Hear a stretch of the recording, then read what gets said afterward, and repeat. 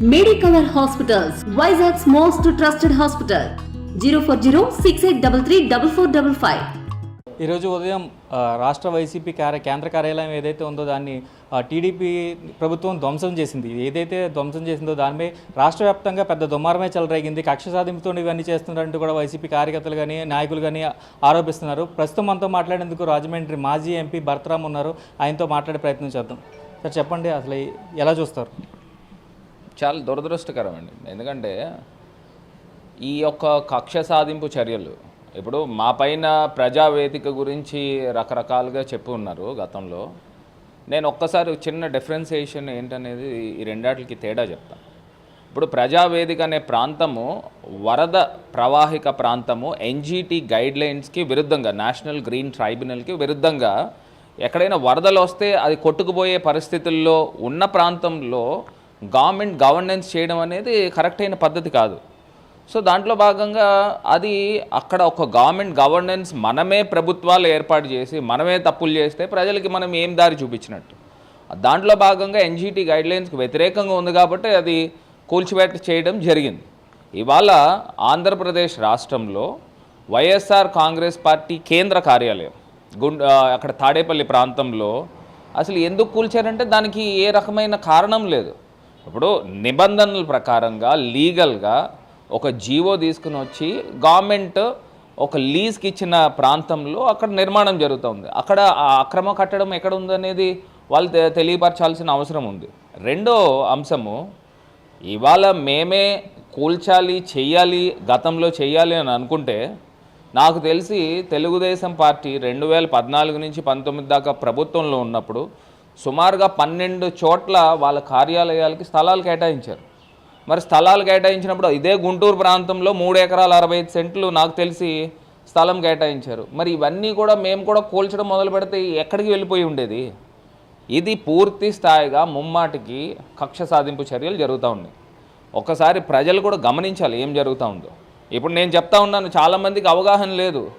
ఈ ప్రజావేదిక ఎందుకు కూల్చారంటే కక్ష సాధింపు అని అంటూ ఉన్నారు. నేను ఇవాళ చెప్తా ఉన్నా, ఒక ప్రభుత్వం అంటే ఒక దిశ నిర్దేశించే ఒక ప్రభుత్వ యంత్రాంగము ఏదైతే కేంద్ర ప్రభుత్వం కానీ ఎన్జీటీకి కానీ విరుద్ధంగా అక్కడ తీసుకొచ్చి ఇల్లీగల్ కన్స్ట్రక్షన్ చేయకూడదు. సో ఇల్లీగల్ కన్స్ట్రక్షన్ గత చంద్రబాబు నాయుడు గారు గవర్నమెంట్లో జరిగింది కాబట్టి అది కూల్చడం జరిగింది. అది తప్పేం లేదే. ఇప్పుడు ఎవరైనా ప్రైవేట్ వాళ్ళు కట్టినా కూడా డిమాలిష్ చేస్తారు. అదే ప్రభుత్వమే అక్రమం కట్టడం చేసి అక్కడి నుంచి పరిపాలన ప్రజలకి ఏం మెసేజ్ ఇస్తారు? ఇదే రకంగా ఒక ప్రభుత్వము తీసుకుని వచ్చి ఒక జీవో రూపేణ ఒక చట్ట ప్రకారంగా ఇచ్చిన స్థలంని ఏ రకంగా అక్రమం కట్టడం అని మీరు పోలిస్తారో దానికి సమాధానం చెప్పాలి. అయితే ఎమ్మెల్సీ అనురాధ్ అయితే చెప్తున్నారు, ఆ జీవో అనేది చీకటి జీవో, అసలు జీవో అనేది ఎవరికీ తెలియదు. ఇరిగేషన్ అధికారులు కూడా పలుమార్లు నోటీసులు ఇవ్వడానికి వస్తే నోటీసులు కూడా పార్టీకి సంబంధించిన వారు ఎవరు కూడా తీసుకోలేదని ఆవిడ ఒక అభియోగం చెప్పారు. దానికి ఏం చెప్తారు? ఏదండి, ఇప్పుడు రకరకాల మాటలు ఎవరైనా ఎన్నైనా చెప్పచ్చు. లిఖితపూర్వకంగా రాతపూర్వకంగా చూపించమనండి. ఇప్పుడు ఒకవేళ నిజంగా ఇరిగేషన్ అధికారులు ఎందుకు ఇస్తారనండి? అంటే ఇరిగేషన్ స్థలాలు గతంలో ఎప్పుడు కూడా ఏ స్థలానికి కేటాయించలేదని అడుగుతున్నాను. ఇక్కడ రాజమండ్రిలోనే సెంట్రల్ జైలు స్థలం ఉంది. ఆ సెంట్రల్ జైలు స్థలం తీసుకుని వచ్చి అక్కడ ఒక ప్రైవేట్ సంస్థలకి తీసుకొచ్చి ఒక హోటల్కి, కన్వెన్షన్ హాల్కి ఇచ్చారు. ఆదాయం వస్తూ ఉంటే ఇస్తూ ఉంటారు. దాంట్లో తప్పేముందండి?